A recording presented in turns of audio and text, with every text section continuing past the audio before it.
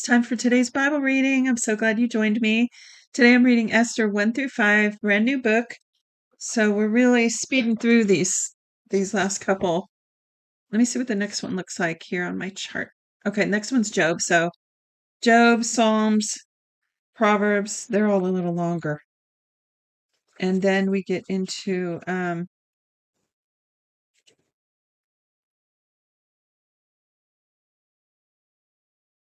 Ecclesiastes, Song of Solomon. Song of Solomon's only one reading. And then we get into the major and minor prophets. So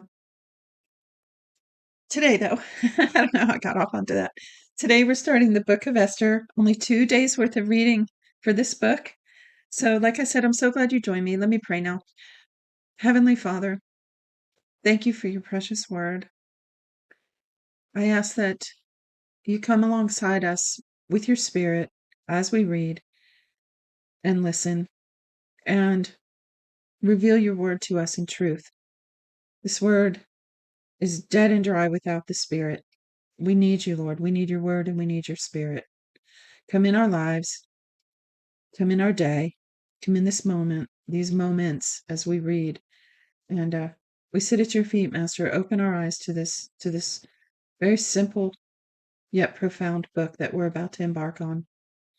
And Lord, I pray for every person that listens to this, for them, their families, to be saved and filled with your spirit, to be safe, and to be fully provided for, and for wellness. I thank you, Lord, that your word says that you heal all our diseases, that as we come into the unity with you, you bless our food and water and take all sickness from our midst. I thank you for this precious word, your precious promises. Not one of them has ever failed. And I thank you that today is the same. Your mercies are new every day. So I just thank you for all that, Lord. Thank you for these moments here, Lord. And we just put everything aside to concentrate on your word right now. In Jesus' name. Verse 1. Now in the days of I used to be able to say this, Ahasuerus. There it is, Ahasuerus. Now in the days of Ahasuerus, this is Ahasuerus who reigned from India even to Ethiopia over 127 provinces. Boy, that's quite a big empire, isn't it? In those days, when the king Ahasuerus sat on the throne of his kingdom, which was in Susa, the palace, in the 3rd year of his reign, he made a feast for all his princes and his servants, the power of Persia and Media, the nobles and princes of the provinces being before him. He displayed the riches of his glorious kingdom and the honor of his excellent majesty many days, even 180 days. When these days were fulfilled, the king made a 7-day feast for all the people who were present in Susa. It's calling it Susa the palace. Isn't that interesting? So that's the second time it said that. So it said, for all the people who were present in Susa the palace, both great and small, in the court of the garden of the king's palace. There were hangings of white and blue material fastened with cords of fine linen and purple to silver rings and marble pillars. The couches were gold and silver on a pavement of red, white, yellow, and black marble. They gave them drinks in golden vessels of various kinds, including royal wine in abundance, according to the bounty of the king. In accordance with the law, the drinking was not compulsory, for so the king had instructed all the officials of his house that they should do according to every man's pleasure. Now, let me stop for a minute. You see all that elaborate furnishings and decorations? We have a tendency to think back in history and think they were all wearing, goat skin and living in caves. And, these civilizations, these are ancient and they were quite elaborate and quite developed. They weren't, how do I say? Even though I imagine at that time that they were still tribal and traveling groups of people, it doesn't mean that these empires weren't, how do I say? I mean, we all know that there were these great empires back then, but we tend to think of those years at the same exact time, tend to think of those years as being very primitive, and they weren't. That's my point. Verse 9. Also, Vashti the queen made a feast for the women in the royal house, which belonged to King Ahasuerus. On the 7th day, when the heart of the king was merry with wine, he commanded Mehuman, B.Th, Harbona, B.Th, and Abag, that's a tough one, Abagtha, Zethar, and Carcass, the 7 eunuchs who served in the presence of Ahasuerus the king, to bring Vashti the queen before the king with the royal crown, to show the people and the princes her beauty, for she was beautiful. But the queen Vashti refused to come at the king's commandment by the eunuchs. Therefore the king was very angry, and his anger burned in him. So she humiliated him in front of everyone. Verse 13. Then the king said to the wise men who knew the times, for it was the king's custom to consult those who knew law and judgment, and next to him were Karshina, Shethar, Admatha, Tarshish, Meres, Marsina, and Memucan, the 7 princes of Persia and Media, who saw the king's face and sat first in the kingdom. What shall we do to King Vashti according to the law, because she has not done the bidding of the king Ahasuerus by the eunuchs? Memucan answered before the king and the princes, Vashti the queen has not done wrong to just the king, but also to all the princes and to all the people who are in all the provinces of the king of Ahasuerus. For this deed the queen will become known to all women, causing them to show contempt for their husbands when it is reported. King Ahasuerus commanded Vashti the queen to be brought in before him, but she didn't come. Today the princesses of Persia and Media, who have heard of the queen's deed, will tell all the king's princes. This will cause much contempt and wrath.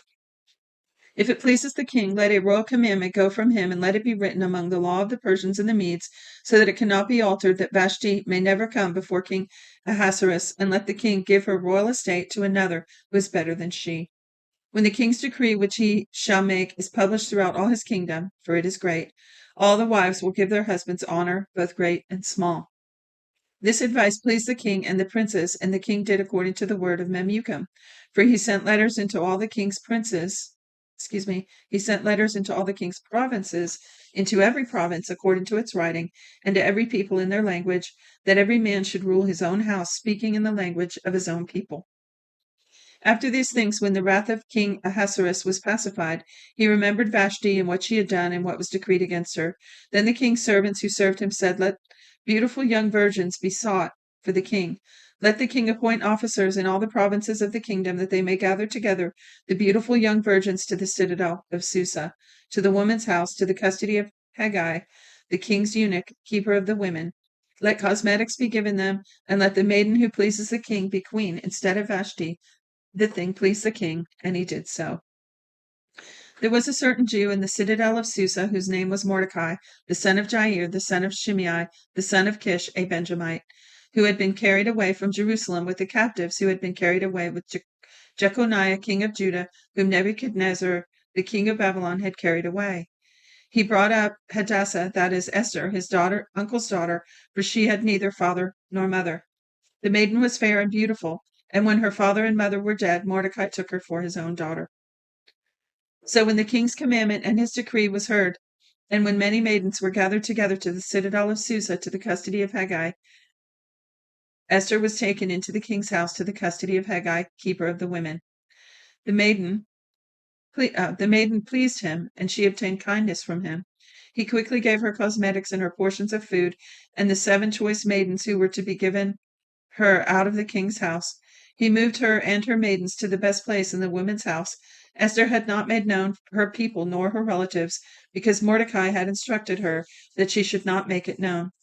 Mordecai walked every day in front of the court of the women's house to find out how Esther was doing and what would become of her.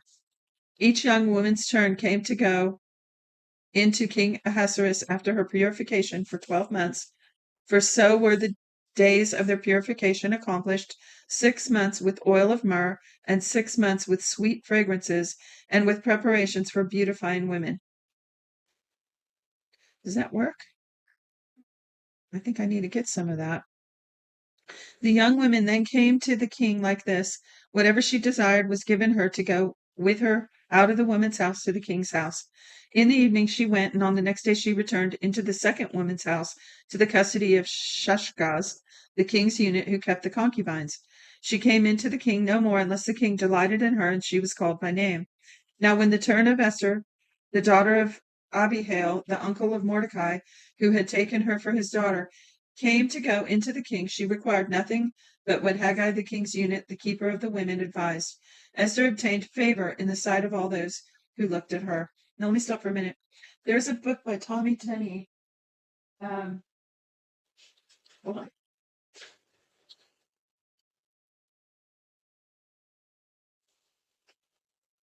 Thought I had it here on my shelf, but was it Tommy Tenney that did that? There's a movie called One Night with the King, and then may have a book, but there is also a book by Tommy Tenney that is a modern day rendition of this story. No, I'm telling that wrong. Let's just go back to the movie. There's a movie called One Night with the King that's really good. You can look that up. I don't know where to find it, but anyway, it's a good one. It's worth watching. All right, back to the reading.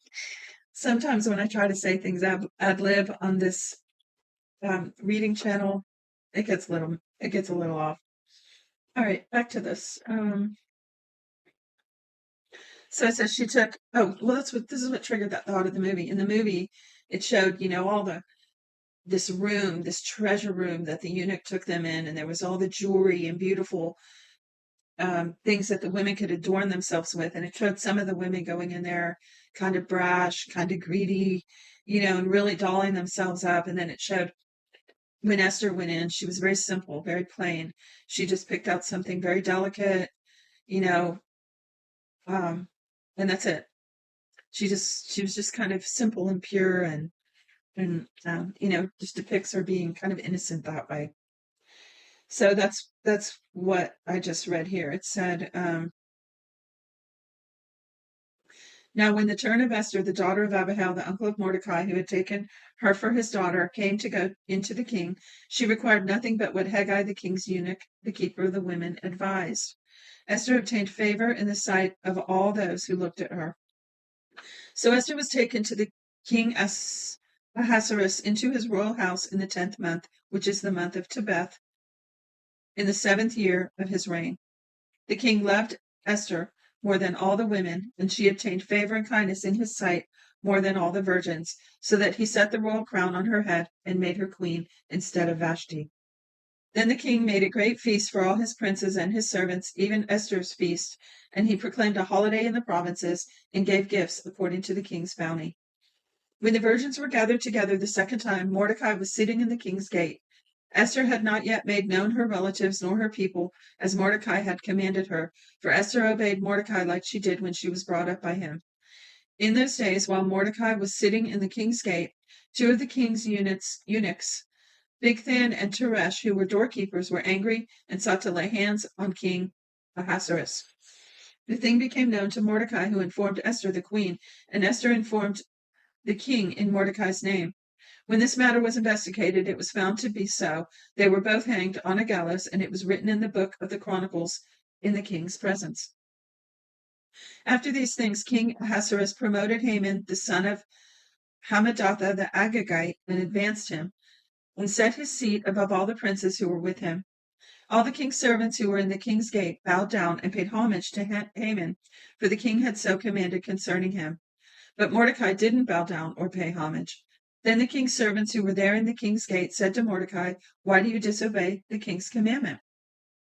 Now it came to pass when they spoke daily to him and he didn't listen to them, that they told Haman to see whether Mordecai's reason would stand, for he had told them that he was a Jew. When Haman saw that Mordecai didn't bow down nor pay him homage, Haman was full of wrath. But he scorned the thought of laying hands on Mordecai alone, for they had made known to him Mordecai's people. Therefore Haman sought to destroy all the Jews who were throughout the whole kingdom of Ahasuerus, even Mordecai's people. In the 7th month, which is Nisan, in the 12th year of King Ahasuerus, they cast Pur, that is, the lot, before Haman from day to day and from month to month, and chose the 12th month, which is the month of Adar. Haman said to King Ahasuerus, "There is a certain people scattered abroad and dispersed among the peoples in all the provinces of your kingdom, and their laws are different from other peoples. They don't keep the king's laws. Therefore, it is not for the king's profit to allow them to remain.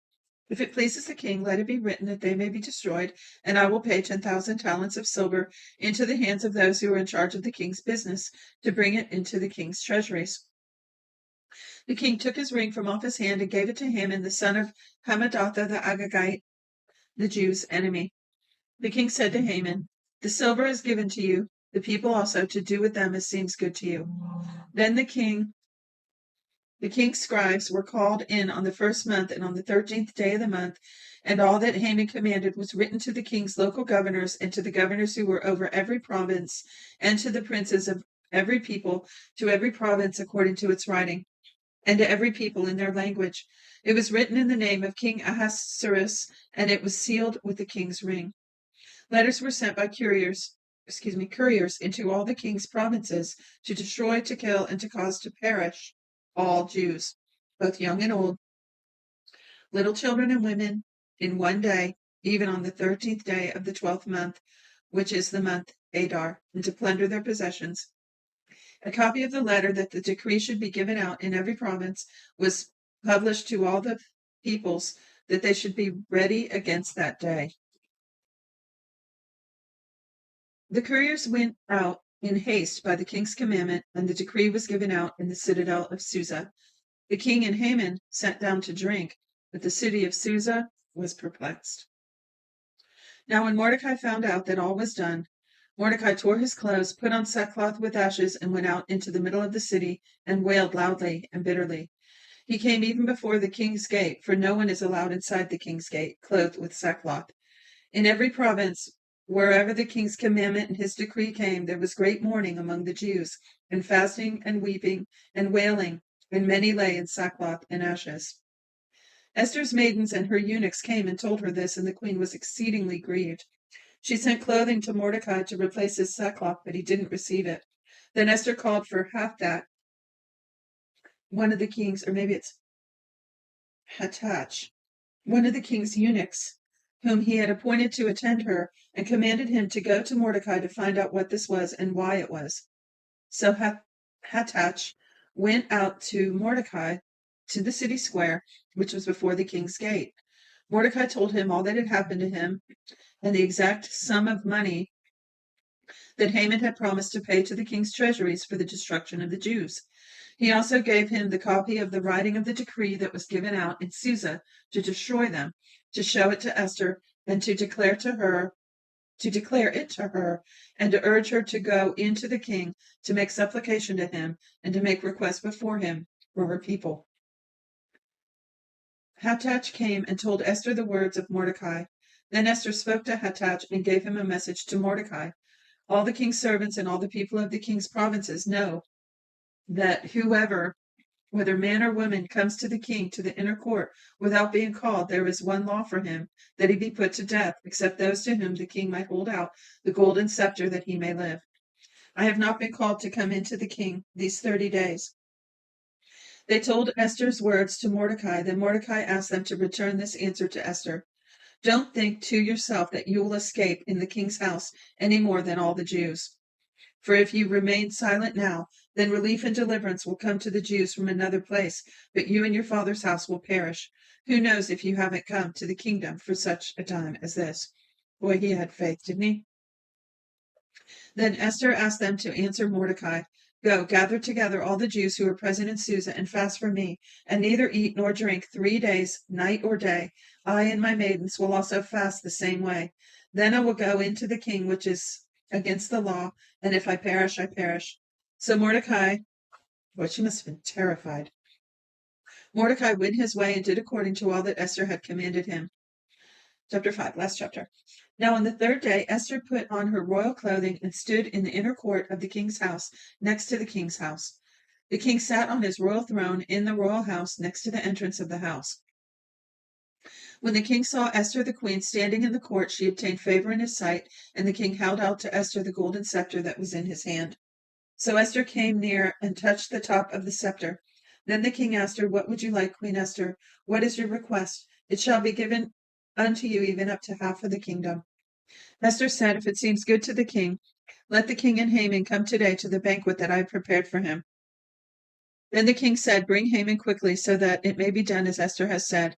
So the king and Haman came to the banquet that Esther had prepared. The king said to Esther at the banquet of wine, "What is your petition? It shall be granted you. What is your request? Even to the half of the kingdom it shall be performed." Then Esther answered and said, "My petition and my request is this: if I have found favor in the sight of the king, and if it pleases the king to grant my petition to perform my request, let the king and Haman come to the banquet that I will prepare for them, and I will do tomorrow as the king has said." Then Haman went out by that day joyful and glad of heart. But when Haman saw Mordecai in the king's gate, and he didn't stand nor move for him, he was filled with wrath against Mordecai.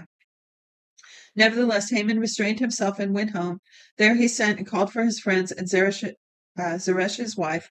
Haman recounted to them the glory of his riches, the multitude of his children, all the things of which the king had promoted him, and how he had advanced him above the princes and servants of the king. Haman also said, "Yes, Esther the queen, let no man come in with the king to the banquet that she had prepared but myself, and tomorrow I am also invited by her together with the king. Yet all this avails me nothing, so long as I see Mordecai the Jew sitting at the king's gate." Then Zeresh, his wife, and all his friends said to him, "Let a gallows be made, 50 cubits high." Let's see how tall that is. A cubit is the length from the tip of the middle finger to the elbow on a man's arm, or about 18 inches. So 18 inches times 50. So, yeah. So what is that, about 200? If it's 20 inches times 50. Anyway. It says gallows here, but I thought it was actually a pole that one would be impaled on. Make a comment if you have an idea about that. Anyway, let a gallows be made 50 cubits high, and in the morning speak to the king about hanging Mordecai on it. Then go in merrily with the king to the banquet. This pleased Haman, so he had the gallows made.